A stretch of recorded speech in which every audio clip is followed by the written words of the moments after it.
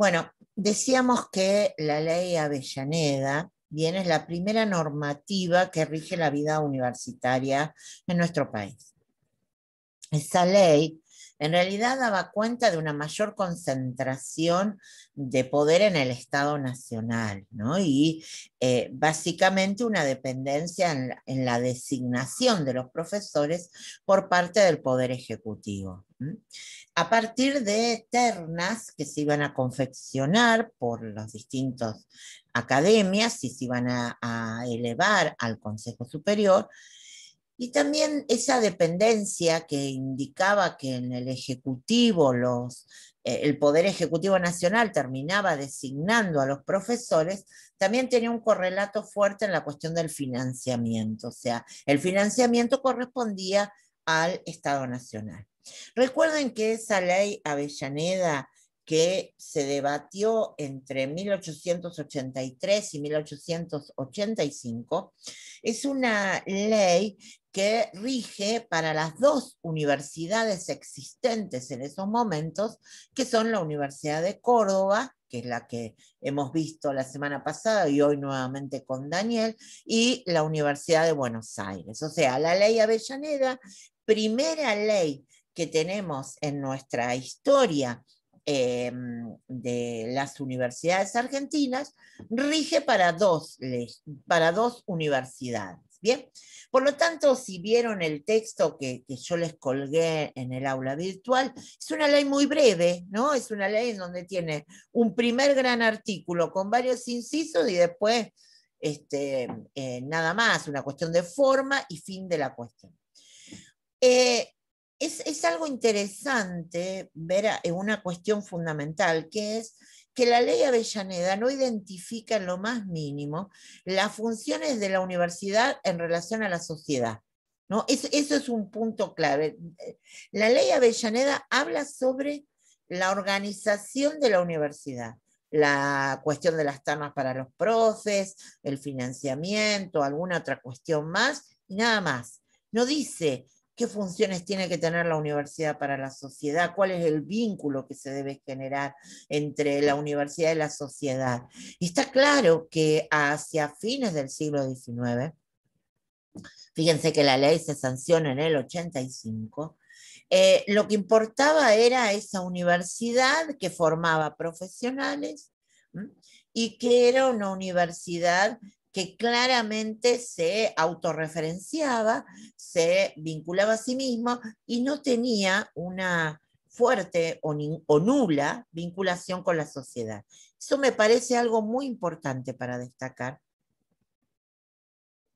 específicamente por lo que vamos a ver hoy, que es todo este proceso transformador que la Universidad Argentina va a realizar a propósito de la reforma en el contexto en donde lo vamos a ir viendo, ¿no? El contexto nacional y el contexto internacional.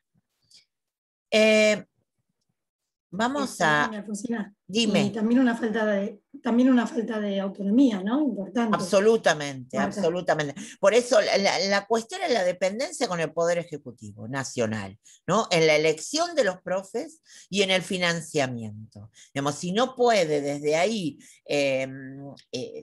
generar posibilidades propias, indudablemente hay una dependencia total, ¿no? Y desde ese lugar, por eso es clave, porque la ley Avellaneda en realidad va a tener sus líneas de continuidad durante bastantes años. Lo que pasa es que la vida va a cambiar a propósito de los estatutos de las universidades. O sea, lo que va a empezar a generarse cambios en relación justamente como vos dijiste, por ejemplo, entre otras cuestiones, a la autonomía en la toma de decisiones, la va a tener a propósito de los estatutos y no por una normativa nacional. O sea, va a empezar desde abajo hacia arriba, digamos. O sea, lo que va a empezar a cambiar son los estatutos de las universidades nacionales, especialmente la de Buenos Aires, de la cual hoy vamos a hablar de algunas cuestiones. Luego, indudablemente, Córdoba, que va a ser el punto de la reforma, pero eso no va a terminar plasmándose en una normativa para el resto de las universidades, lo cual no deja de ser un ámbito gris, digamos, ¿no? Porque la vida de las universidades va a seguir en la medida de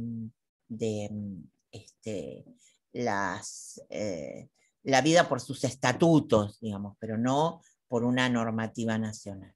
Bien, vamos a ver, ustedes hasta ahora hemos visto que teníamos dos universidades. Córdoba, creada en el mundo colonial, y la de Buenos Aires. Vamos a ver cuándo aparece la tercera de las universidades nacionales, que va a contar con características completamente novedosas y que también emerge en una época distinta. ¿Ven el PowerPoint? Sí. Perfecto, muchas gracias, porque Sí. yo lo veo en grande y no lo veo a ustedes. Gracias por avisar. Bueno, entonces vamos a empezar a hablar un poco de la Universidad de Córdoba y después nos vamos a colocar en el contexto previo al proceso reformista. La Universidad de La Plata, perdón. Córdoba y Buenos Aires hasta ahora eran las únicas. A fines del siglo XIX se va a plantear un pensar en la creación de otra universidad. En este caso, la idea es crear en la ciudad de La Plata. Pensemos una cuestión muy particular, me disgrego un minuto. La ciudad de La Plata fue una ciudad creada a los efectos especialmente administrativos, fue creada como ciudad capital de la provincia de Buenos Aires, una vez que se resolvió la situación de la capital del país, ¿no? Entonces, al quedar Buenos Aires como ciudad capital, termina generando otra situación problemática que es, bueno, ¿dónde van a residir las autoridades provinciales? Que hasta el 80, con la capitalización de Buenos Aires, residían en forma conjunta y esto había generado una situación de conflictos muy grandes que incluso terminan en un episodio de enfrentamiento militar antes de que se sancione finalmente y se defina que Buenos Aires va a ser la capital del país, ¿no? Entonces, lo que había quedado era dónde iba a residir la capital de la provincia de Buenos Aires. Cuando eso se definió y La Plata fue creada para ser justamente la capital de la provincia. O sea, hay que pensar en esto también, que tiene que ver con pensarse para que residan las autoridades provinciales y crear la ciudad, ¿no? Armarla sobre un territorio que se pensó para que residiera ahí. Obviamente fue muy conflictivo todo esto, pero lo cierto es que se crea en muy rápido tiempo, a partir del 82, la ciudad de La Plata se crea en una forma muy vertiginosa. Vamos a hacer un paréntesis y podemos decir cómo se pudo crear una ciudad de formato administrativo en tan poco tiempo. Bueno, porque era la época del modelo primario agroexportador, en donde la llegada de inversiones y de lo que venía a propósito de la exportación de productos agrogranaderos, indudablemente era muy, muy fuerte, y la capacidad financiera con la que contaba el Estado Nacional, indudablemente era muy importante, y por eso pudo hacer también lo que hizo.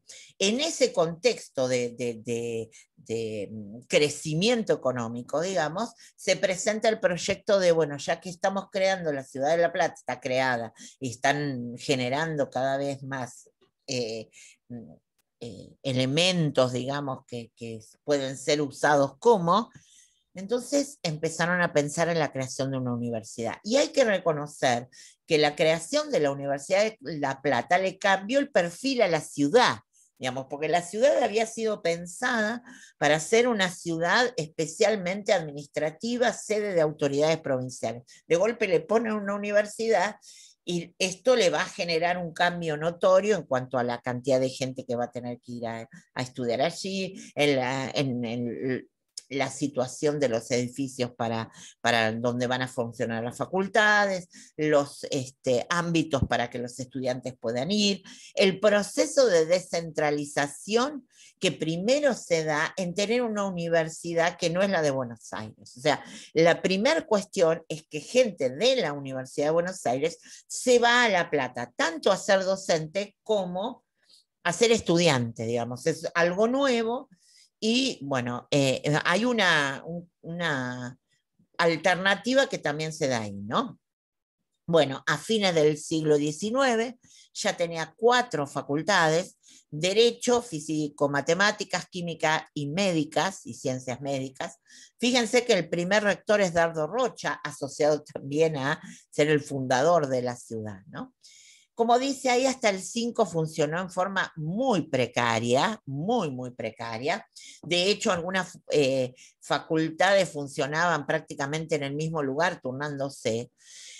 Y a partir de 1906 ya se crea la universidad como tal y eso le posibilita, ¿no? eh, el flujo de capital que viene del Ejecutivo Nacional para fortalecerlo.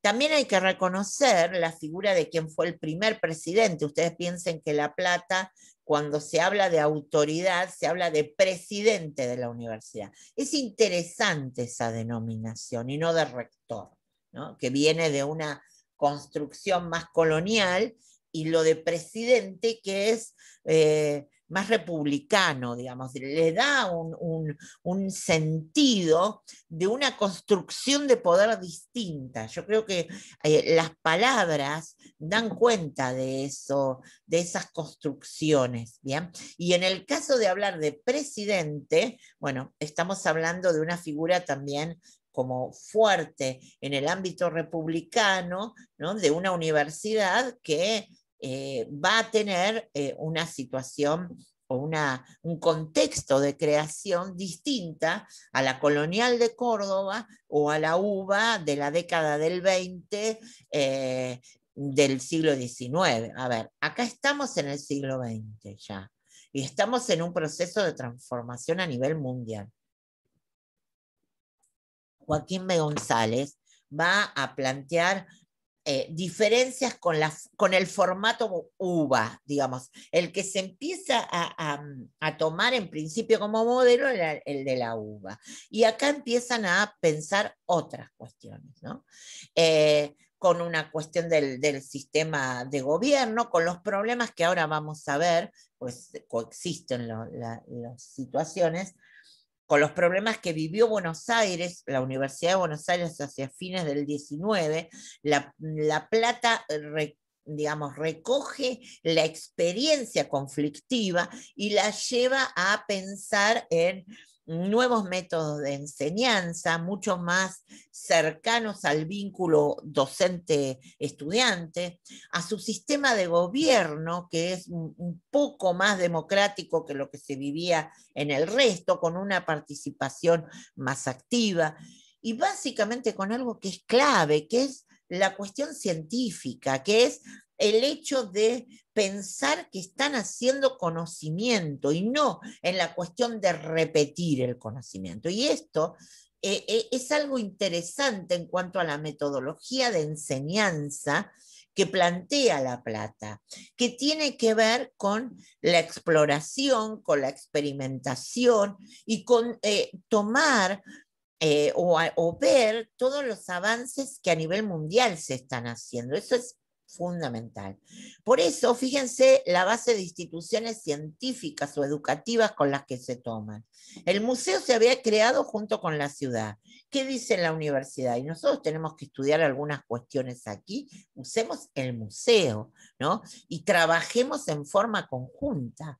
Y la otra es el Colegio Nacional de La Plata, que había sido creado también junto con la ciudad, y empieza por primera vez una fuerte relación entre esa educación que se realizaba en el Colegio Nacional con la Universidad de La Plata. De hecho, ese colegio, que hoy los que llamaríamos los colegios preuniversitarios, es el primero que guarda un vínculo sumamente fuerte con la universidad.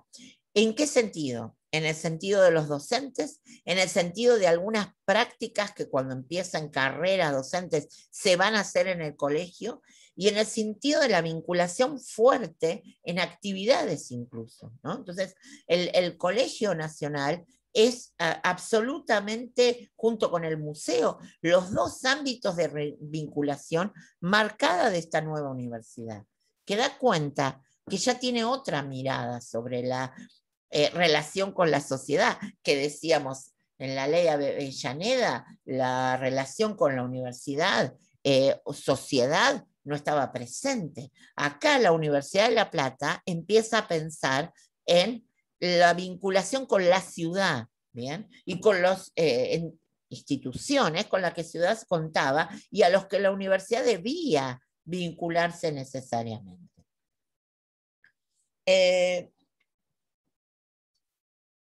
El... No, me hice un lío. Ahí está. ¿Cuáles eran los métodos de la enseñanza que ya hemos hablado, ¿no? Magistral por diálogo y mucho trabajo en laboratorio, por ejemplo. Por eso les decía la cuestión de la experiencia, la cuestión de un trabajo científico distinto al que de pronto hacían en otras universidades. Es clave en el 14 la creación por primera vez de la Facultad de Ciencias de la Educación. Es la primera facultad, en la primera con rango universitario que tiene la cuestión educativa. Y por eso les decía lo de el colegio, ¿no? Lo de hacer prácticas en relación directa a la cuestión del colegio, pero también el museo estaba pensado en ser un ámbito para poder aprender y enseñar en ese lugar, ¿no? Y claramente muestra un sentido distinto. Por eso los de La Plata, de la Universidad Nacional de La Plata, tienen por primera vez una idea cercana a lo que sería para el ámbito argentino la extensión universitaria, que es empezar a tener otros vínculos, ¿no? A vincularse con la sociedad de otra manera. Acá he puesto lo de las conferencias, visitas, política editorial. La Universidad de La Plata ya desde antes de la reforma que es del 18 en Córdoba, La Plata ya le gustaba contratar, por ejemplo, por eso lo de la ley de convenio específico, ellos empezaron teniendo, eso es muy, digamos, mucho de la labor de Joaquín B. González, traer conferencistas, ¿no? Esos conferencistas eran personalidades del mundo, o sea, no eran solamente de Argentina, ellos contrataban gente del exterior. Y venían a dar conferencias o hacer visitas a la universidad. Por visitas se entendía con una visita académica que implicaba, por ejemplo, ir a distintos ámbitos en donde el conferencista podía vincularse, ¿no? Política editorial, empiezan a sacar sus propios textos, ¿bien? Y uno de los niveles de la política editorial tenía que ver con la relación con el Colegio Nacional. Por eso también esta idea y la política editorial era sobre los textos de sus propios profes, ¿no? Entonces empezaron a hacer sus manuales, y eso le daba una dinámica a La Plata que era como absolutamente extraña en el mismo contexto de lo que vivía Córdoba, que vivía totalmente ajeno a esto, y Buenos Aires, que tenía un poco más de movida, porque de pronto había docentes que en algunos casos se habían ido de Buenos Aires a La Plata o comunicaban a La Plata lo que había. A Buenos Aires lo que estaban haciendo en otro lado. Ese intercambio académico es muy interesante, porque La Plata recibe gente de profesores de distintos ámbitos del mundo, pero profesores y también genera debates, digamos, que exceden una cuestión de las ciencias duras, digamos, ¿no? Sino que empiezan a debatir cuestiones de las ciencias sociales, y entre los conferencistas llegan a La Plata reconocidos investigadores o quienes aportaban al conocimiento de la sociedad europea, e incluso con una cuestión ideológica definida. Eso le da una apertura a La Plata que de pronto no tenían ninguna, pero ni por casualidad, las otras dos. Digo ni por casualidad, porque si bien había empezado todo un movimiento estudiantil del cual vamos a hablar ahora en la Universidad de Buenos Aires, específicamente, en La Plata empezaba desde las mismas definiciones que se tomaban para los profesores, ¿no? Entonces, la renovación no venía solamente por el tema de el planteo por los estudiantes, sino empezaba por quienes enseñaban. Por eso La Plata se movió en una situación realmente muy distinta a estas dos, a las existentes, y luego el principio de la reforma parece como que se le vino directo para poder hacer muchos cambios, ¿no? Bueno, ahora lo que vamos a hablar por un rato es de la cuestión universitaria. Cuando hablamos de la cuestión universitaria, estamos poniéndolo como un problema. Estamos colocándolo como un área de problemas a resolver, donde esa área de problemas a resolver tiene muchas aristas, digamos. Y sobre esas aristas es donde nos vamos a colocar. ¿Por qué? Porque nuestro horizonte hoy es ver la reforma universitaria del 18 en Córdoba. Reforma que no puede terminar de comprenderse si no vemos cómo fue surgiendo este problema, cuáles fueron las distintas aristas que tuvo este problema, en el cual terminó provocando un cambio absolutamente nuevo en la vida universitaria de nuestro país, pero también en la vida universitaria, en principio, latinoamericana.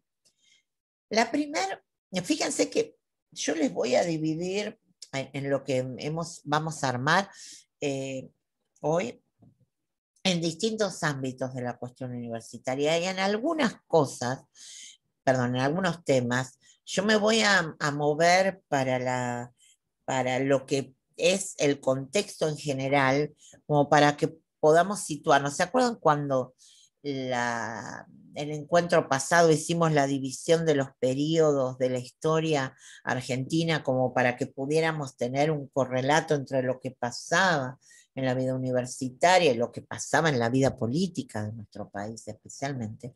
Bueno, acá también vamos a hacer, y de pronto un poco más, porque es imposible separar la vida de política y socioeconómica, y ahora mucho más ideológica, de nuestro país del contexto de la reforma y de la reforma en sí. Lo primero que vamos a ver es la transformación a fines del siglo XIX. Cuando hablo de la transformación a fines del siglo XIX, estoy hablando específicamente de las transformaciones en el plano económico y social que se registran en nuestro país. En principio tenemos un modelo económico del cual mencioné hace un ratito, que es el modelo primario exportador. Nuestro país se convierte progresivamente en lo que después, a comienzos del siglo XX, va a ser el granero del mundo. Es un país profundamente exportador de cereales, y el hecho de que aparezcan los barcos con cámaras frigoríficas nos colocó en la posibilidad de la exportación de carne en un mundo que está industrializándose cada vez más fuerte. Y nosotros nos colocamos como un modelo, un proveedor de materias primas, pero que indudablemente el mundo industrializado necesitaba de esas materias primas. Entonces, en esas transformaciones, hay algo clave que viene, voy a hacerlo re breve, que viene de unas ideas en gran parte vinculadas a uno de los autores fuertes, intelectuales, digamos, del siglo XIX de nuestro país, que es Juan Bautista Alberdi, que es la cuestión de la inmigración. Alberdi es el primero, uno de los primeros que pone un énfasis en la necesidad de cambiar la sociedad de nuestro país a propósito del aporte y el registro de inmigrantes, ¿no? Eso es clave en la Constitución del 53, porque hasta la libertad de cultos está pensada en el hecho de, como dice el preámbulo, a todos los hombres del mundo que quieran habitar el suelo argentino. Esta idea de apertura que tiene nuestro país, este llamado a la inmigración, que está incluso puesto en la Constitución, va a empezar a ser mucho más fuerte, cercano a los 80, y de la década del 80 va a ser absolutamente clave. Nuestro país fomentó la inmigración, fomentó especialmente la inmigración europea. Y había como un horizonte, digamos, de búsqueda, de deseo, podríamos llamarlo en términos psicológicos, que era traer la inmigración, que yo venía desde Alberdi cuando integraba la generación de 37, que era traer inmigrantes ingleses, franceses, que tenían que ver, por un lado, con todo este movimiento, esta revolución industrial que había vivido y que vivía Inglaterra, y una Francia que estaba más asociada a fenómenos culturales que también tenían que ver en un punto con el desarrollo económico. Pero lo cierto es que esa era la inmigración deseada, esperada, ansiada. El tema es que no siempre se cumple el deseo y que indudablemente también en eso tiene que ver con pensar en el deseo del otro. Los ingleses, más allá de los problemas que presentaba la inmigración, más allá del hacinamiento, las malas condiciones de trabajo, etcétera, etcétera, han empezado a revelarse el escenario de lucha, de aportes de distintos sectores a pensar la cuestión obrera. Había aparecido y por lo tanto también había aparecido algunas ventajas, ¿no?, de la industrialización. Y en definitiva, en ese escenario, en general los ingleses no tenían muchas intenciones de venir para acá. Y en el caso de los franceses, tampoco. Y en el caso, vuelvo a los ingleses, obviamente les interesaba a la hora de irse de su país, encontrar uno que tuviera por lo menos algo que es clave, que es el mismo idioma. Entonces, muchos iban a Estados Unidos, nuestro país no era el modelo.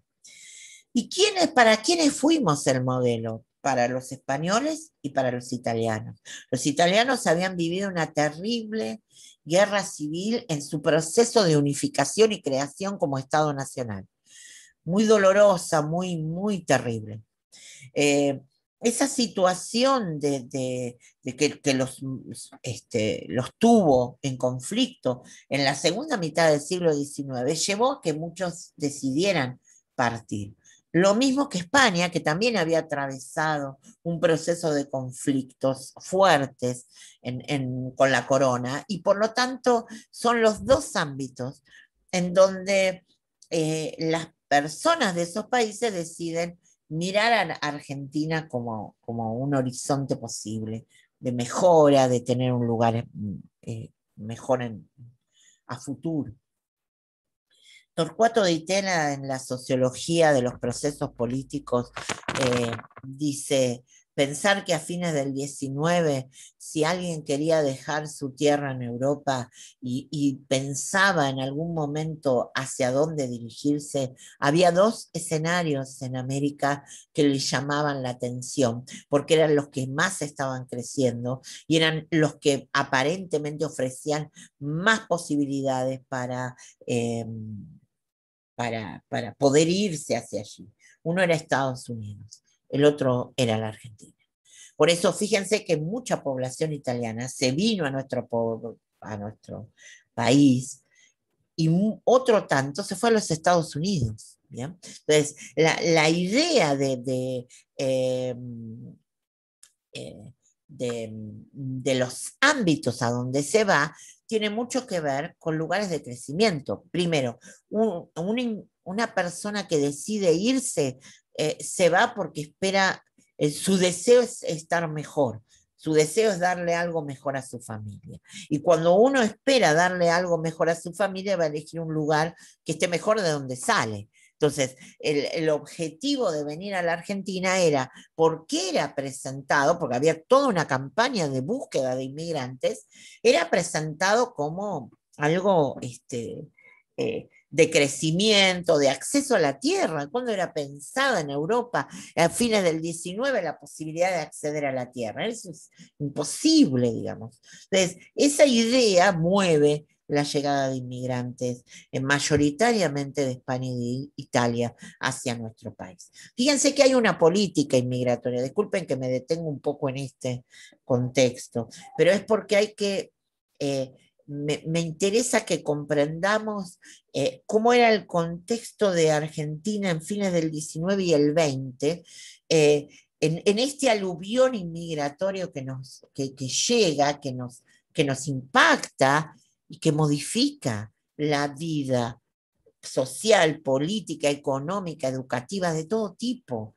¿Bien? Aquello de aquel poema, ¿no? Famoso de donde los argentinos, los mexicanos vienen de los aztecas y los mayas, los peruanos de los incas, los argentinos de los barcos. Esta idea de la inmigración masiva que llega y que le va a cambiar absolutamente la vida a nuestro país. Entonces, y en ese contexto de la vida le va a cambiar la vida a la educación.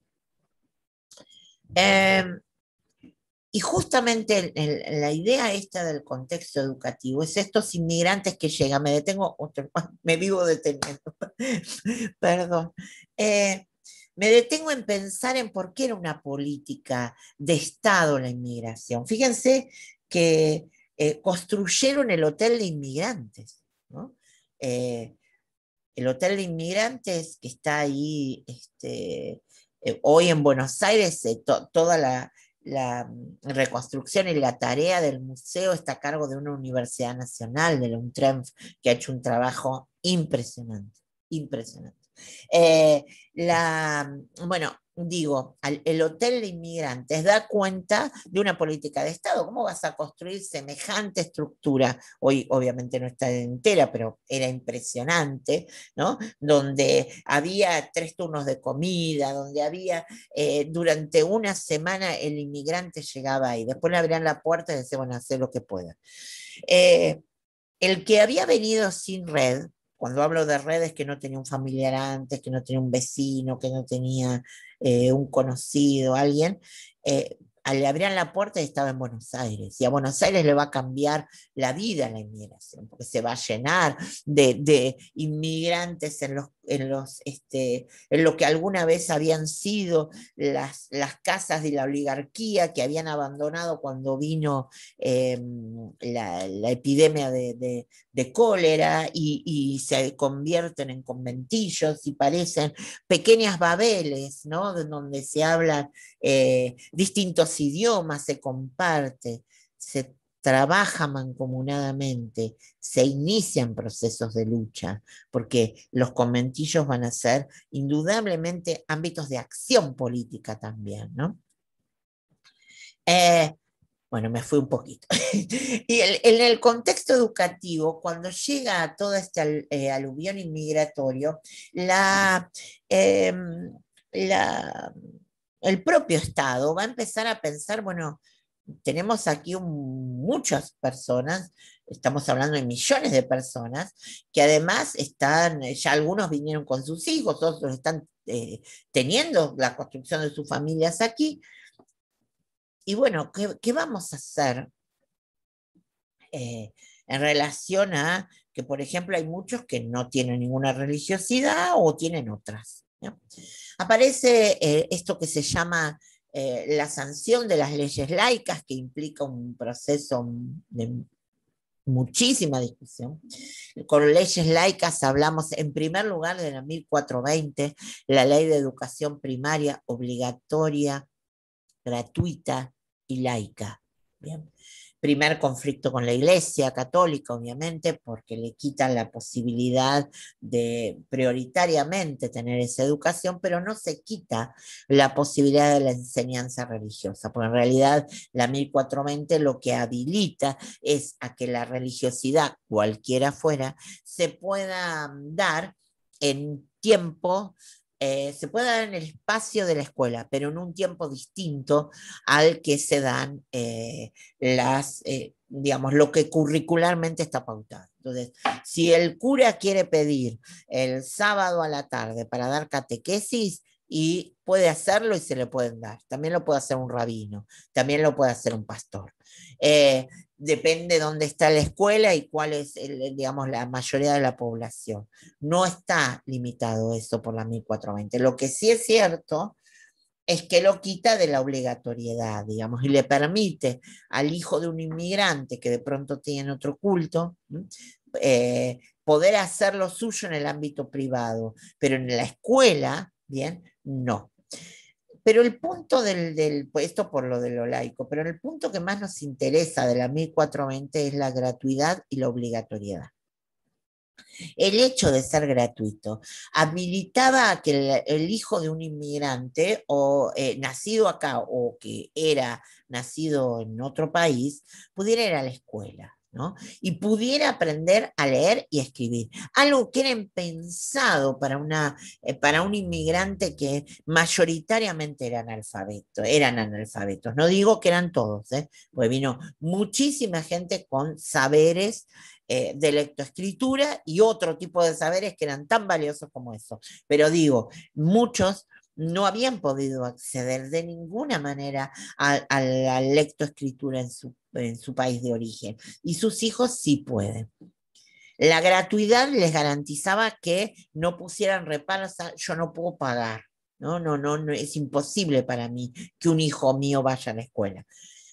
La pregunta es, ¿eso incrementó la población escolar? ¿Fueron todos a la escuela? Punto uno, sí, incrementó la población escolar.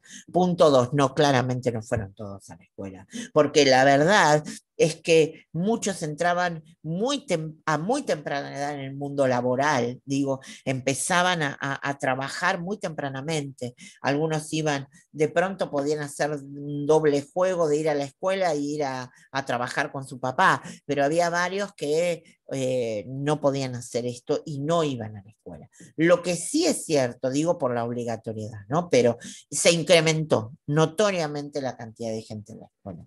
Y esto es como una continuidad, porque de pronto hubo chicos que fueron a la escuela, chicos o chicas pero básicamente que iban a la escuela, aprendían la lectoescritura, y ¿qué hacían? Iban a sus lugares de vivienda, de residencia, y le enseñaban a sus papás o a sus mamás, digamos. Entonces, era como un proceso de transmisión, que también estaba pensado desde ese lugar. Y la escuela fue un ámbito en donde además el Estado le dio con toda la formación, por ejemplo, histórica, toda esta idea de los próceres, la idea de las fechas patrias, todo eso es de este periodo, porque en realidad, ¿qué quieren hacer? Hacer un proceso de unificación.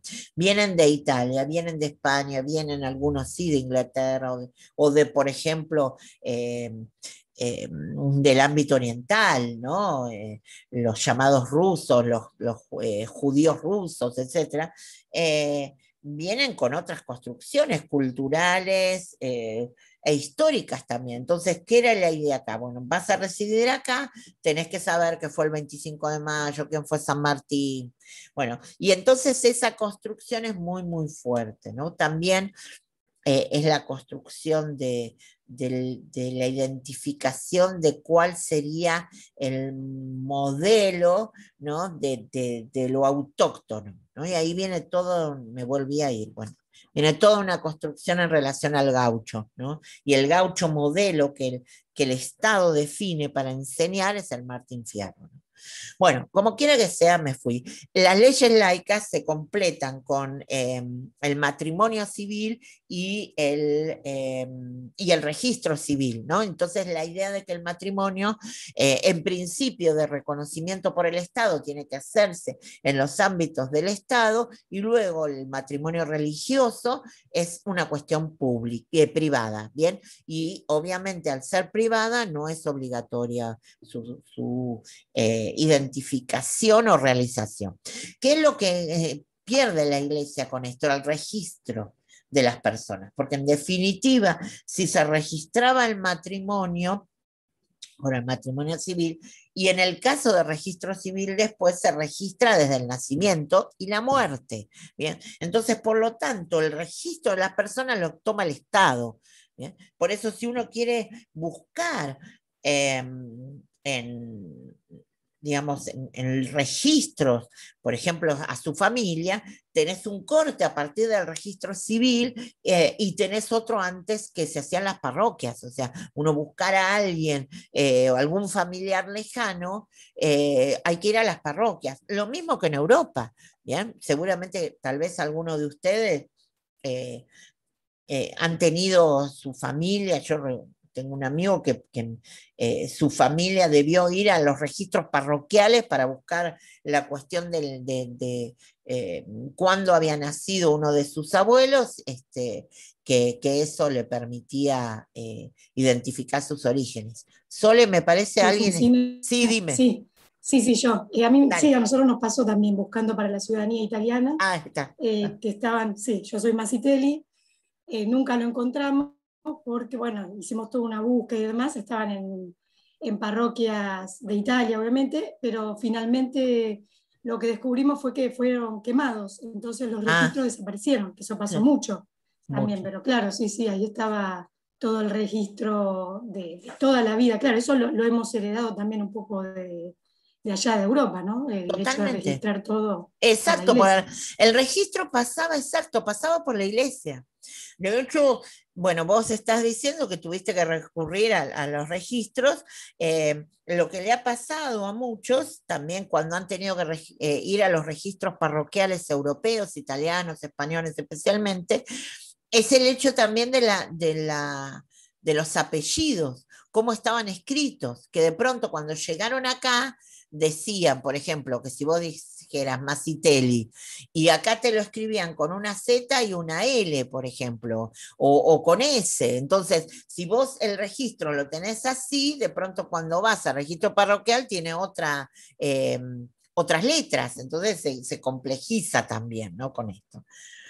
Efectivamente, Tal cual, y tenía que ver también con que esto mismo que vos decías, que muchos incluso no sabían cómo se ¿cómo se escribía su escribía? nombre. Obviamente, ahí, claro, bueno, Claro, ahí tenías otra venía cosa, le de, pregunté cuando llegaba, bueno, Masitelli, ¿cómo se escribe? Y no sé, porque no, de pronto no lo había escrito jamás. claro, exacto. Entonces, esta es la cuestión que es clave para pensar también la cuestión educativa, ¿bien? O sea, es pensar cómo venían con todo lo que traían, porque de pronto por ahí no sabían leer y escribir y tenían un bagaje en cuanto a costumbres y a cultura en general, que era impresionante, que de hecho nos lo han legado, ¿no? Pero la cuestión de la lectoescritura es clave y los hijos de ellos, que de pronto no sabían leer y escribir, sí pueden hacerlo. Entonces, ahí hay un quiebre con la 1420.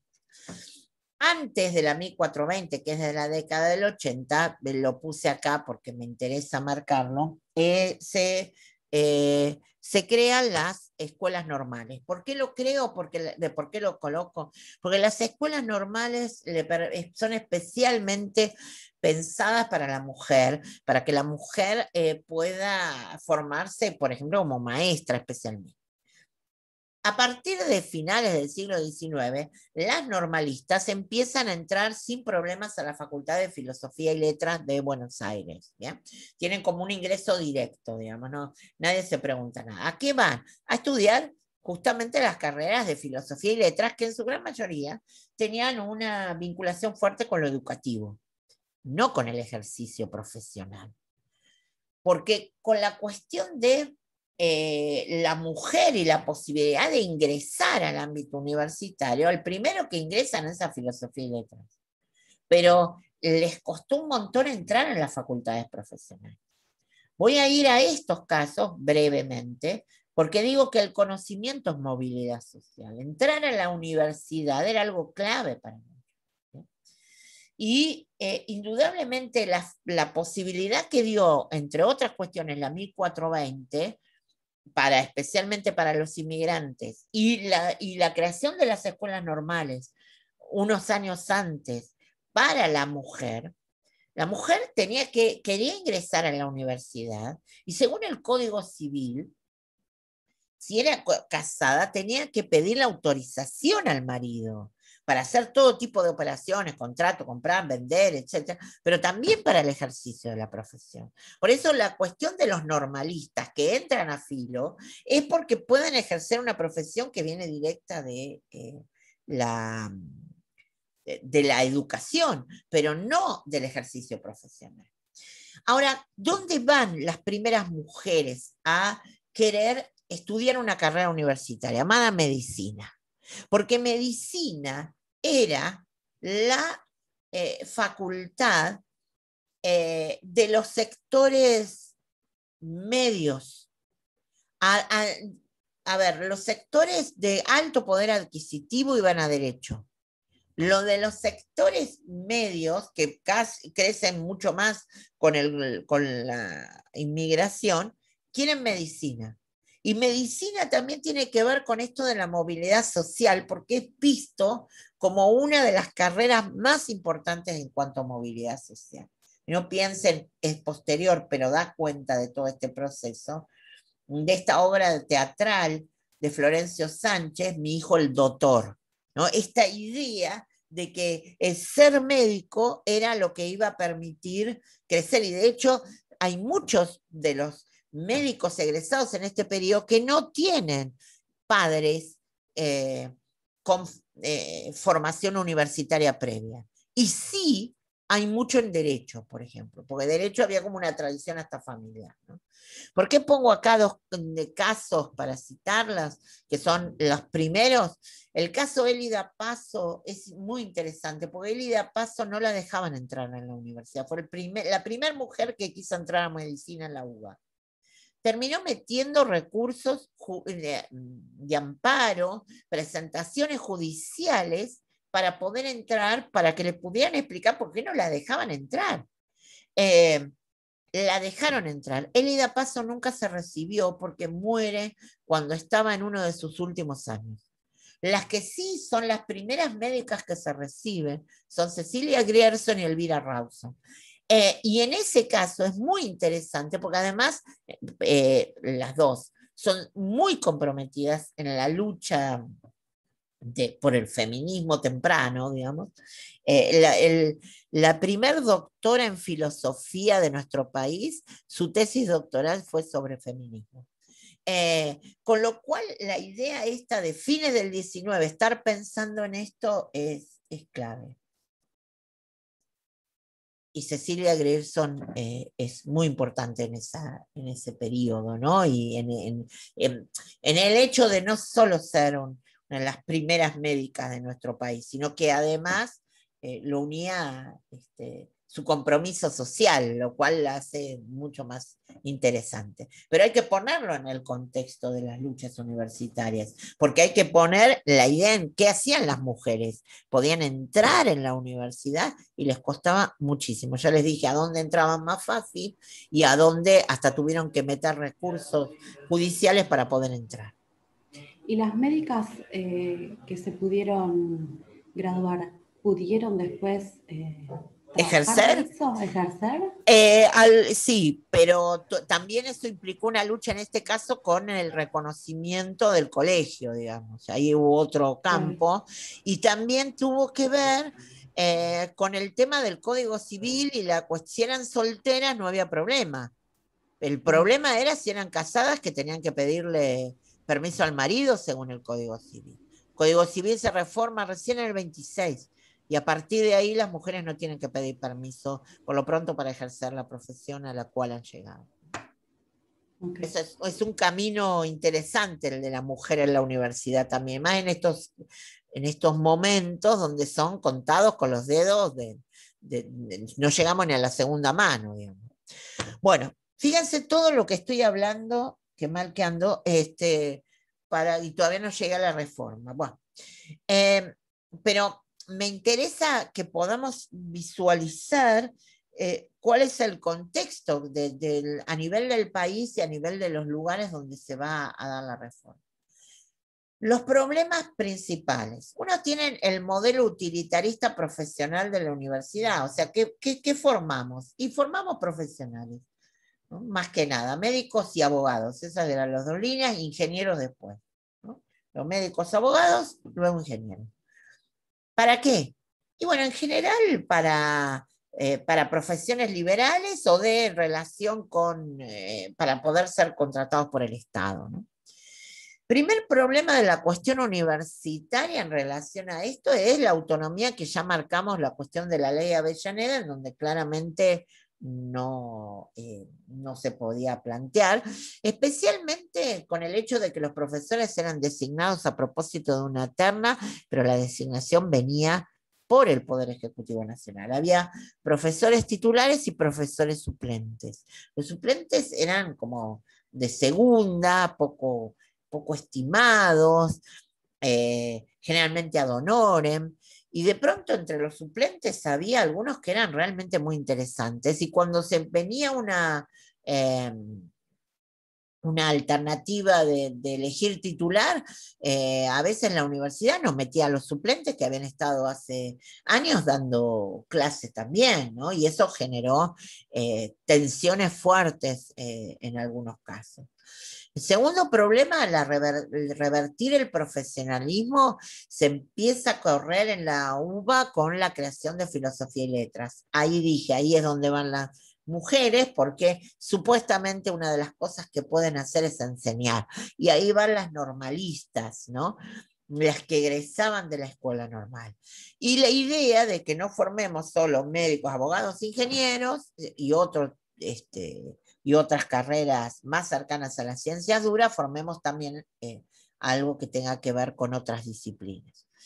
La formación de la élite gobernante estaba muy fuertemente asociada a la carrera de Derecho, y especialmente en la UBA, en donde además quienes iban generalmente provenían de familias que ya tenían una tradición, digamos, en el derecho, por ejemplo, y en la misma universidad, etcétera, generaciones de abogados, ¿no? Y entonces se vinculaban y demás en relación a los estudios, a estudios jurídicos, a nivel del ejercicio profesional, o en los juzgados, o incluso en los cargos de gobierno. De hecho, muchos docentes titulares tenían que ver con que además desempeñaban algún cargo público, o eran en la UBA, eran ministros, o eran funcionarios, o eran senadores, diputados, ¿no? Había una relación muy fuerte con esto. El cuarto problema, que se da ya hacia comienzos del siglo XX, es que hay un modelo económico, ya lo hemos mencionado, el modelo primario exportador, como les dije, el modelo que tendía a la exportación de materias primas relacionadas con lo agrícola ganadero, y la otra cuestión tiene que ver entonces con armar carreras o crear carreras que tengan vinculación directa con eso. Una es agronomía, todo esto es en UBA, en 1909, y económicas en 1914. Luego es el cuestionamiento que en general van a estar haciendo los estudiantes. Dicen que, y es real, especialmente la UBA y Córdoba, son excluyentes, elitistas, cercanas al contexto general, fuertemente oligárquico. Ya he dicho incluso cuáles eran las carreras que estaban más cercanas a esto. Pero ese proceso empezó a cambiar desde la ley 1420, porque más personas fueron a la escuela, empiezan digamos, a terminar los distintos niveles y algunos inmigrantes, por ejemplo, hijos de inmigrantes que han tenido una buena situación económica, o buena o más o menos, pero digamos que les permite vivir, que tienen, por ejemplo, comerciantes, ¿no? Y que ven que sus hijos se han mostrado muy interesados por el estudio y que sus resultados son muy auspiciosos. Entonces, ¿qué hacen? Dicen, bueno, ¿por qué no vas a ir a la universidad? Pensar en la universidad como un espacio de ¿por qué no vas a ir?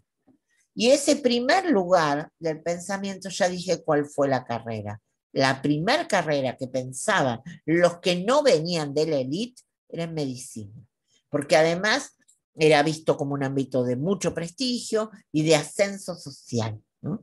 Esta idea bueno, ya se los comenté, de mi hijo el doctor. En 1908 se crea la Federación Universitaria de Buenos Aires, que da cuenta de que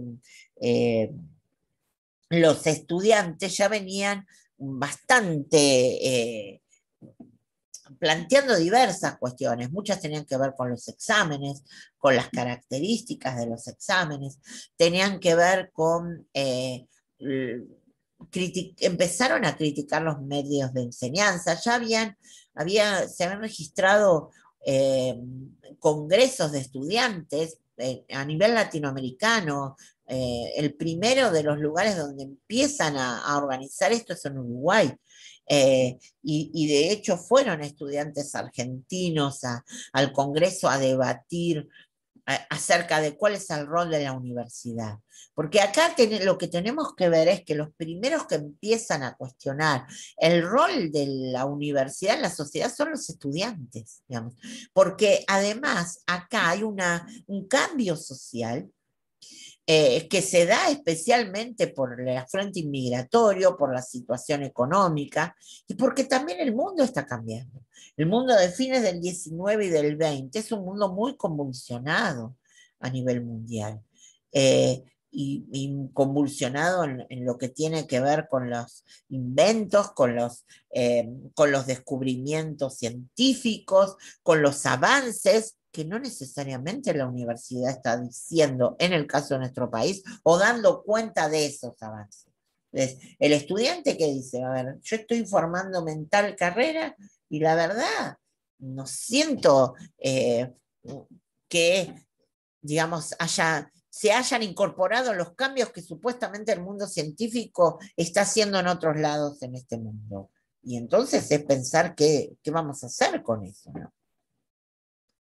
Ahora vamos a ir a la reforma en Córdoba, porque Buenos Aires venía con un clima muy preparado para la verdad, para empezar. Perdón, Alfonsina, sí, una pregunta, sí, por favor, la universidad en ese momento, en el periodo que vos estabas explicando recién, cuando empieza la clase media a involucrarse, ¿era gratuita? No, tenía un sistema de arancelamiento que no era de pronto tan oneroso. Exactamente, porque fíjate que, por ejemplo, sectores medios pueden hacer un sacrificio, no, algunos más, un poco menos, como para que puedan ir, ¿no? Sus hijos y en realidad tenían que ver más que nada para garantizar cuestiones que no venían específicamente del aporte que daba el Estado, digamos. Porque el financiamiento sí venía por parte del Estado, pero se cobraba algunas cuestiones que tenían que ver como para mantenimiento en general, a veces eran para destinar algunas compras cuando realmente se lo pensaban de algunos textos, por ejemplo, materiales que necesitaban algunas carreras, que tuvieran que ver, no sé, con microscopios, por ejemplo, y que de pronto no tenían los fondos. Entonces, venía así, pero también había todo un sistema, digamos, de protección, llamémoslo así, hacia los estudiantes especialmente, por ejemplo, en Córdoba, en donde había residencias de estudiantes que venían del interior y que pagaban muy poco en esas residencias, ¿me entendés? Entonces sí hay un sistema de vinculación con lo económico y un arancelamiento que de pronto no, como digo, no era tan oneroso, pero había un pago de esto, que no era tanto por el estudio, sino por otro tipo de necesidades, ¿no? Caso, por ejemplo, de las residencias estudiantiles, en algunos lados, por ejemplo en Córdoba, en esas residencias vivían los del interior, que se les hacía realmente muy complicado para algunos poder mantenerse, ¿no? Por todo lo que tenían que lograr para poder seguir sus estudios, comer y demás. Ahí es donde está, sí, esta situación. Volviendo a Córdoba, y lo que decíamos justamente de lo que tenían que pagar en el sentido de los lugares de residencia. Córdoba era una universidad que además, como donde está ubicada, venía mucha gente del interior, que no iba a ir hasta Buenos Aires, sino que, digamos, vivía en Catamarca e iba a Córdoba, vivía en Jujuy e iba a Córdoba. Entonces,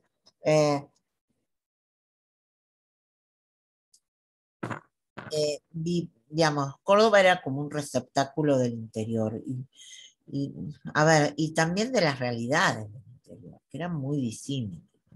Córdoba en ese sentido era un ámbito, era una provincia que había crecido económicamente gracias al modelo primario exportador, era una provincia que era fuerte, y de pronto había muchos estudiantes que provenían de otros sectores, de otras provincias cuya situación no era justamente la mejor. Muchos, como dijimos, había mucha presencia de sectores medios en medicina, y como era en la Universidad de Buenos Aires, también lo era en Córdoba. El hospital de clínicas era el ámbito de la posibilidad de las prácticas de las residencias, digamos. Una de las medidas que toman las autoridades de Córdoba docentes hacia 1917, casi finales del 17, es reducir los horarios de prácticas, y eso implicaba que terminan siendo como un cuello de botella las posibilidades de hacer la residencia, de terminar, de recibirse, pero básicamente de aprender. Entonces, la primera situación que se da tiene que ver con el hospital de clínicas y los estudiantes de medicina que empiezan a decir, acá hay algo que no está bien, nos están definiendo una reducción en nuestras posibilidades que limita nuestra continuidad en los estudios, pero también limita nuestra continuidad no en el hecho de avanzar, sino en el hecho de aprender. Es decir, yo cada vez tengo menos horarios de práctica. ¿Qué estoy aprendiendo? ¿Qué me están enseñando acá? ¿Qué esconde esto? ¿Por qué hacen esto? Y acá tenía mucho que ver esta idea de la propia profesión de la medicina, de quienes ejercían la medicina y quienes enseñaban en medicina en Alfonsina, Córdoba. Sí, dime, perdón. te consulto sobre Nicolás, sí. Sí, Nicolás. Estas medidas que decís de reducir los horarios de práctica. Las autoridades de la universidad, ¿por qué lo hacía? ¿Qué es lo que aducía, ¿no? Perfecto. En realidad, lo que señalan es que no era necesario. Lo que escondía era empezar a reducir la cantidad de estudiantes que continuaran sus estudios y que finalmente se graduaran. Lo que estaban haciendo era una regulación de matrícula encubierta. Muy buena la pregunta, porque me habilita a señalar esto de qué era lo que estaba detrás. Detrás había una presencia fuerte especialmente de los profesionales médicos, que veían que cada vez había más gente estudiando medicina. Entonces, y cada vez más gente llegaba a los últimos años, ¿no? Porque el punto no es que esté al comienzo, sino que estén casi al final. y que al final implica que esa gente se va a graduar. Entonces, ¿cómo lentificar ese proceso para evitar que llegaran, ¿no?, a graduarse y que empezaran el ejercicio de su profesión? Gente que además, o en muchos casos, estudiantes que provenían de sectores no tradicionales. Fíjense que ahí pongo los circuitos y elites en disputa en Córdoba. Hay un carácter, es una sociedad, la sociedad cordobesa es una sociedad cerrada de familias tradicionales, ¿no? Que obviamente venían viendo que hijos a veces de inmigrantes o hijos de familias del interior sin ninguna tradición, sin ninguna tradición previa, por ejemplo, en la profesión, si no iba a ser el primer hijo graduado, ¿no?, de una familia, y empezaron a notar que cada vez había más. Digamos. A ver, no tiene nada que ver con los niveles de que hoy tenemos de masividad, porque la cuestión de la masividad la vamos a ver cuando veamos la vuelta a la democracia en la Argentina. Ahí empieza la cuestión y la apertura más fuerte que se ha dado de la universidad. Lo cierto es que para ellos este avance de sectores que le eran impensados y no les gusta nada, ¿no? Y no les gusta que haya más graduados. Entonces, esta cuestión del crecimiento inmigratorio tiene que ver con hijos de inmigrantes, por un lado, e hijos de familias que provienen del interior, ¿no?, de otras provincias, y que ellos consideran que acá no están haciendo las cosas bien. Luego con ay, me trabé. Primero empieza en medicina con el Hospital de Clínicas.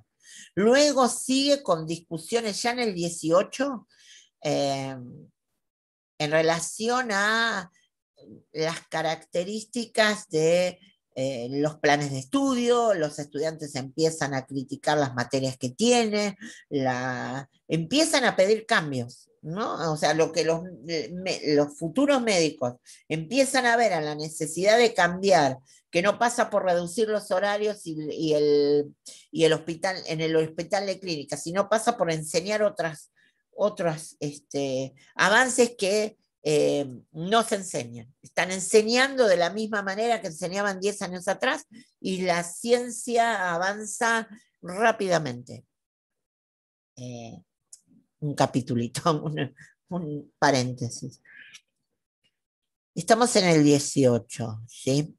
En 1914 el mundo había entrado en guerra, es la Primera Guerra Mundial. El mundo se convulsionó notoriamente, ¿no? En 1917 se produjo la Revolución Rusa, implicó la emergencia de una primera construcción política absolutamente distinta, ¿no?, que va a ser una construcción socialista y va a generar una organización política en Rusia diferente al resto del mundo. Digo esto como un paréntesis, porque el mundo a partir del 14 y con la Primera Guerra Mundial es un mundo que cambia vertiginosamente. ¿Y saben cuál es una de las cuestiones que cambia especialmente? Tiene que ver con los avances en la cuestión de la medicina, en la cuestión de la enfermería, por el hecho de la cantidad de heridos, de las características de las ideas en combate. Bien, entonces, una de los avances había sido que ser producto del desastre que se vivió, ¿no? Entonces, empezaron a aparecer también toda la cuestión farmacéutica, digamos, de empezar a pensar en remedios para esas heridas, ¿no?, en sistemas de intervención quirúrgica frente a la pérdida de algunos miembros o las heridas productos de los enfrentamientos. Entonces, el avance que se da en la medicina, en la enfermería, a propósito de lo que significa la Primera Guerra Mundial para el mundo, acá era como que nada, no, eso no, pero ya venía un avance, por ejemplo, en todo lo que tiene que ver con algunas cuestiones en relación a las vacunas y demás, y a la presencia de remedios, y acá estaban como en otro tiempo, digamos, paralizados. Entonces, el estudiante o los estudiantes empiezan a decir, oh, a ver, ¿cómo no discutimos esto? ¿Por qué no incorporamos nuevos conocimientos? O al menos lo ponemos en una situación de discusión. Marzo del 18, los estudiantes de Córdoba dicen, sí, no empiezan con una vuelta atrás en las definiciones en el hospital de clínicas, sino empiezan a pensar en qué se enseña y para qué se enseña. Y bueno, ¿para qué vamos a ir a la universidad? Si los profesores definen absolutamente todo, ¿para qué vamos a ir a la universidad? Entonces vamos a la huelga. Marzo de 1918, el estudiantado de Córdoba dice huelga de estudiantes. El mecanismo de la huelga de estudiantes ya lo habían usado en Buenos Aires, ¿no? En algunos momentos para presionar sobre el estatuto, la reforma del estatuto que oportunamente se hizo, ya venía, ¿no? Ahora es interesante esto de la huelga, porque la huelga es un mecanismo que proviene de otro sector. La huelga es un ejercicio de los trabajadores. Y sin embargo es tomado por los estudiantes, ¿no? Es interesante esto de la huelga de estudiantes, cuando la huelga está pensada para el trabajador.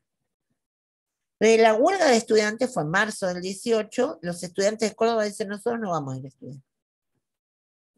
A ver a quién le enseñan si nosotros no vamos. A ver sobre quiénes ejercen los cambios estos que hacen si nosotros no vamos. El tema es, ¿la universidad puede existir sin estudiantes? Y claramente no. Tampoco sin docentes. Pero básicamente no puede existir si no hay estudiantes.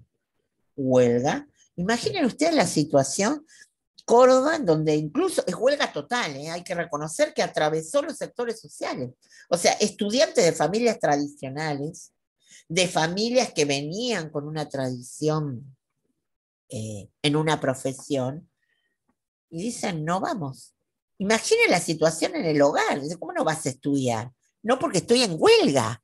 O sea, digamos, hay que plantear en ese escenario. Una cuestión es el que vive en una pensión y está lejos de su casa y se pliega. Pero también tiene que pensar en explicarle a su familia que no va a estudiar porque está declarada la huelga y le mandan lo poco que pueden o lo que pueden juntar. Y otro es el que pertenece a una familia tradicional, que por ahí es hijo o nieto de profesionales y dice, no, no voy a ir a estudiar porque estoy en huelga. Bueno, ese movimiento en Córdoba de la huelga de estudiantes es fuertísimo. No va nadie. Primera semana, segunda semana, ya ahí empezaron a preocuparse. Digamos, quienes estaban a cargo del poder político de la universidad, ¿no? Los docentes, justamente, los docentes. Entonces, le indican que van a hacer algunos cambios, los estudiantes le piden al presidente de la nación que intervenga, el presidente era Hipólito Yrigoyen, y Yrigoyen accede, manda un interventor y frena ese momento del conflicto. Lo cierto es que el interventor debía supuestamente frenar el conflicto y en realidad para poder hacer una elección de rector que garantice cambios que estaban pidiendo especialmente los estudiantes, ¿no? Y lo cierto es que el interventor en realidad fue como tirarle nafta al fuego porque planifican una elección de rector en donde está prácticamente todo armado.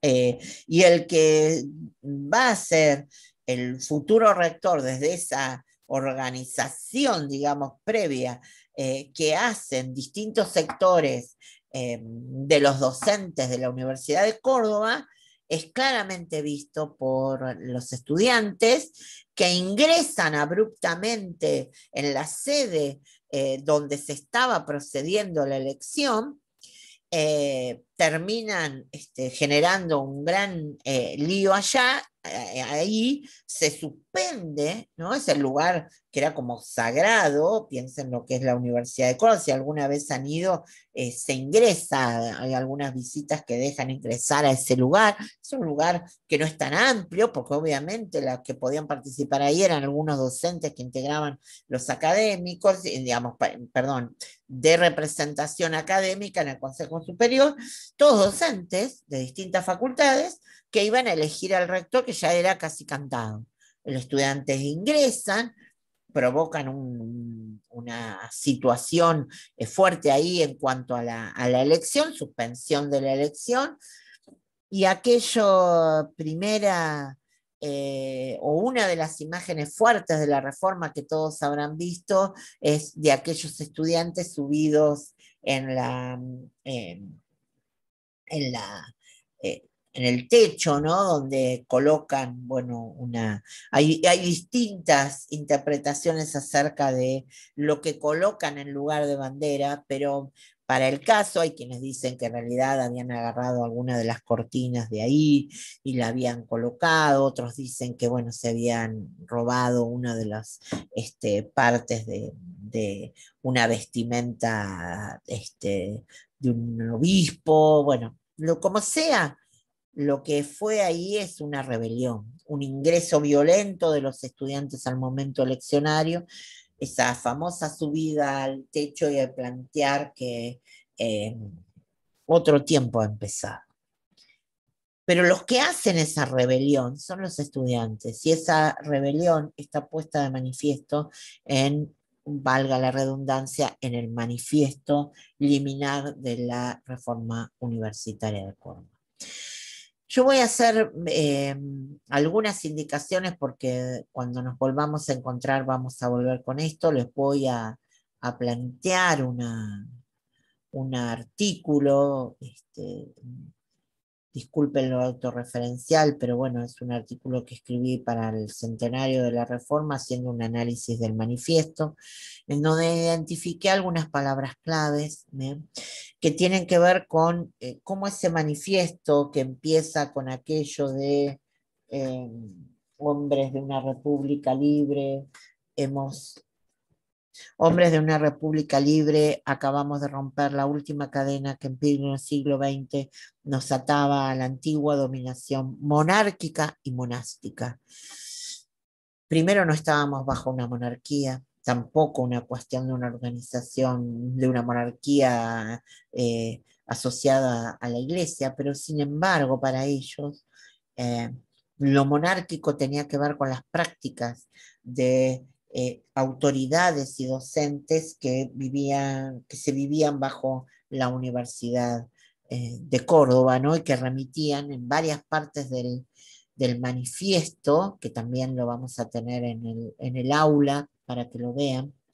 Dice que en realidad el título es A la Juventud Argentina de Córdoba, a los hombres libres de Sudamérica. Y acá viene una de las primeras cuestiones. ¿Qué es esto de un manifiesto para Sudamérica? Si esto es en Córdoba.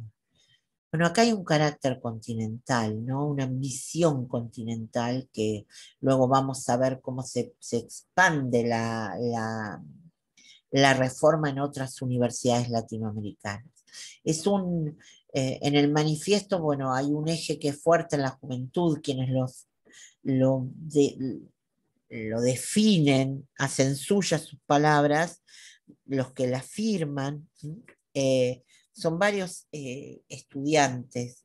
Sin embargo, el manifiesto, que es de junio del 18, que es cuando a posteriori de esta abrupta interrupción y corte, digamos, de la elección del rector, de la cual habla el manifiesto, tiene un autor. Acá hay alguna cuestión especial. El manifiesto, ustedes cuando lo vean, al final dice los nombres, ¿no? Dice Enrique Barrios, Horacio Valdés, Ismael Bordavere, son los presidentes de los centros de estudiantes, estudiantes que eran destacados, digamos, en su participación en el movimiento. Pero quien lo escribió no es ninguno de ellos. El que lo escribió fue Deodoro Roca. Deodoro Roca era un joven graduado de Derecho de la Universidad de Córdoba, proveniente de una de las familias más tradicionales cordobesas. Y hay toda una mezcla de estilo en el manifiesto. Por momentos es muy fuerte y por momentos vuelve a la calma. Antes de terminar, así no los aburro más, voy a trabajar brevemente algunos de estos puntos, ¿no? En donde, del manifiesto, donde eh, me interesa marcarlos por lo menos hoy. Hablan de rebeldía, ¿no? Hablan de rebeldía juvenil, ¿no?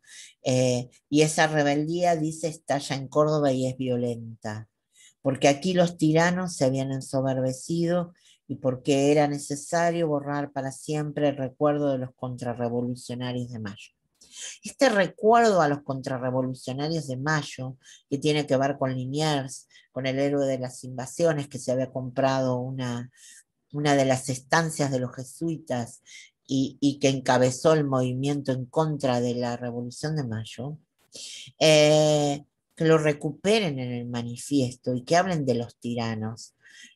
No deja de ser algo muy fuerte en el sentido de plantear que desde que fue ese movimiento de Liniers en 1810, Córdoba nunca se había levantado, ¿no? Nunca Córdoba había plantado una situación distinta al país. Y esta idea que ellos toman de que Córdoba se levanta ahora con un sentido distinto, transformador y rebelde de la universidad es realmente muy importante. Y me voy a detener, antes de cerrar, en las definiciones que dan sobre la universidad y sobre la docencia y parte de la ciencia. Las universidades han sido hasta aquí el refugio secular de los mediocres, la renta de los ignorantes, la hospitalización segura de los inválidos y, lo que es peor aún, el lugar en donde todas las formas de tiranizar y de insensibilizar hallaron la cátedra que las dictara. La fortaleza de estas palabras contra el claustro docente es terrible. Todas las formas de tiranizar encontraron la cátedra. Digamos, acá en el ítem docente, bueno, lo van a ver en eso que escribí hace algunos años.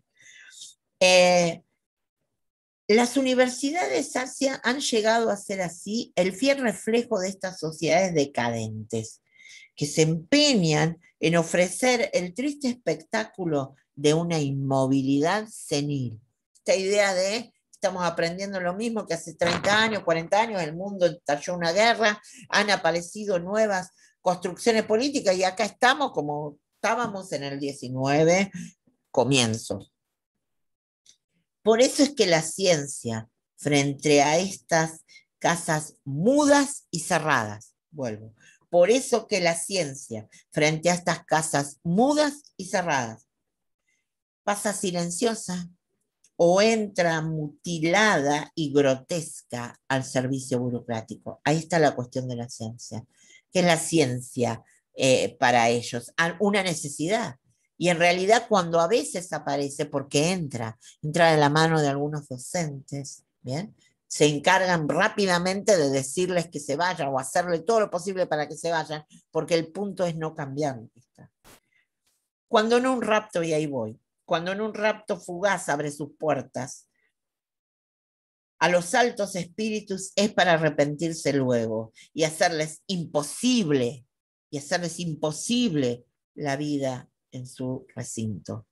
Por eso es que dentro de semejante régimen, las fuerzas naturales llegan a mediocrizar la enseñanza y el ensanchamiento vital de los organismos universitarios no es el fruto del desarrollo orgánico, sino el aliento de la periodicidad revolucionaria. Nuestro régimen universitario es anacrónico.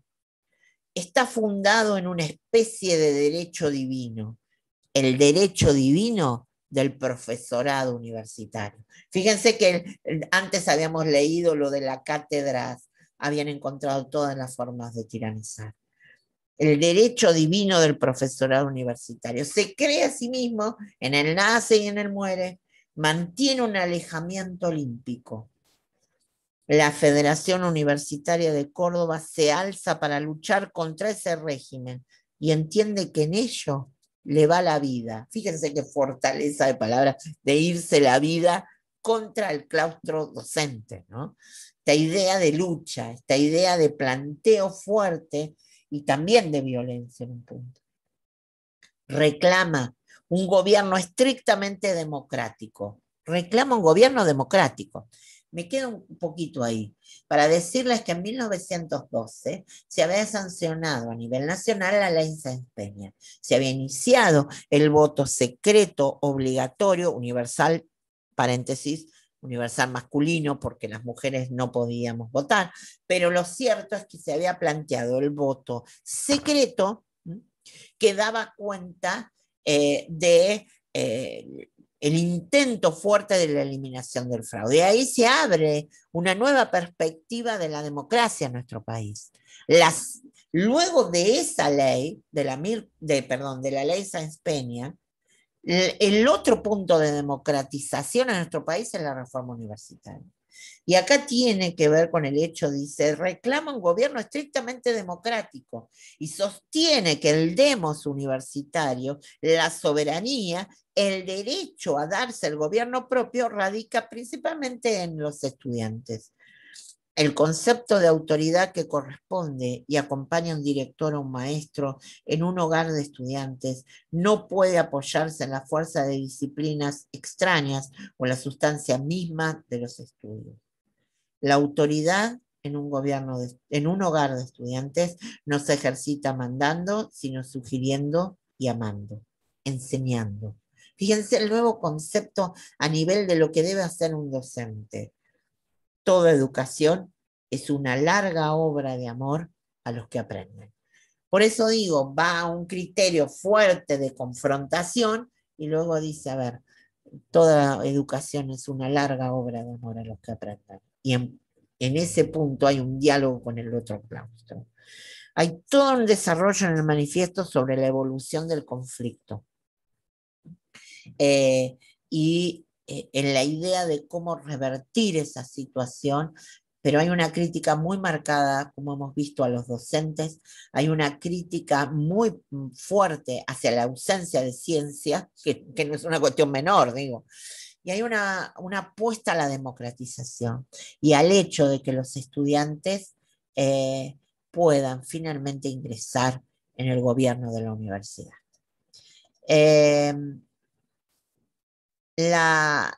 Me parece, incluso por la cuestión de la hora,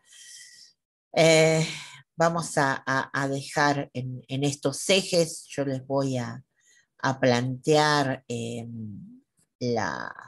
les voy a subir este encuentro, el Zoom que hemos mantenido, el PowerPoint, ahí hay una última placa que bueno, por ahí la saco, que tiene que ver con las nuevas universidades que aparecen después de la reforma, ¿bien? Les voy a dejar el manifiesto, que bueno, va a estar en todos lados, muchos seguramente ya lo recontraconocen, el artículo ese y algunos otros más, y la idea es que cuando nos volvamos a encontrar vamos a retomar los efectos de esa reforma, qué le pasó a Córdoba, qué le pasó a Buenos Aires y a La Plata, después de este movimiento que le cambia la vida a la universidad, que incorpora por primera vez a los estudiantes y a los graduados en el gobierno de la universidad y empieza a habilitar pensar en la universidad en cuanto a los actores que están comprometidos y necesarios en la vida de ella, ¿no? Y vamos a ver también en el próximo encuentro, cuando empecemos ya también una nueva unidad, qué le pasa a este país cuando la democracia se pierde, ¿no? Y cuando la democracia se pierde a partir del primer golpe militar de 1930, también eso repercute en la vida de la universidad, ¿no? Y todos estos avances, por ejemplo, vamos a ver los avances en extensión. La Universidad de La Plata fue pionera en extensión, ya lo era antes de la reforma, y la reforma es como que le dio un impulso. Crearon la primera radio universitaria, es una de las primeras, no sé si no es la primera radio, seguro de América, pero no sé si no es una de las primeras radios del mundo a nivel de radio universitaria. Eso es uno de los efectos más fuertes de la reforma en el sentido de un movimiento que se abre a la sociedad, porque si hay algo que potencia la reforma, y este movimiento es una cuestión interna que significa especialmente en el gobierno, en la democratización del gobierno y en el acceso a las cátedras a través de concursos. Y el otro plano es la extensión, es el plano de pensar la universidad en un contexto de la sociedad, eso que no tenía la ley Avellaneda, de donde hoy impartimos, ¿bien? Y donde vamos a ver que, por ejemplo, La Plata, les decía, tenía radio, ¿no? Y la radio pasaba música, tenía programas, los que invitaban, los conferencistas que La Plata contrataba, los ponían delante de un micrófono o ponían en el mismo lugar, en el teatro donde se daba una conferencia, lo retransmitían por la radio. Entonces, de pronto, alguien que jamás iba a pisar la universidad, eh, por distintas razones, podía acceder a ese conocimiento desde ese lugar, ¿no? Una mujer que muchas veces no iba a poder entrar a la universidad, seguramente en ese tiempo, por muchas y variadas razones, mientras hacía la comida, escuchaba la radio de la universidad. Con lo cual, lo que estamos diciendo es, entre los cambios que realiza la Universidad Argentina a partir del 18, es la incorporación de los estudiantes graduados al gobierno, los concursos de los cuales vamos a hablar, que democratizan, porque la cátedra ya no se transmite porque pertenecen al estudio, porque pertenecen a sus amigos, porque son familias, sino porque hay que ganárselos. Y especialmente el tema de la extensión, ¿no? Esa mirada hacia la sociedad. Que empieza, me parece, especialmente en este cruce de práctica cuando los estudiantes deciden hacer huelga, ¿no? Cuando deciden tomar una práctica que proviene de otro sector y hacer una huelga de estudiantes. La semana que viene es 1 de mayo, ¿verdad? Es el día de los trabajadores y por lo tanto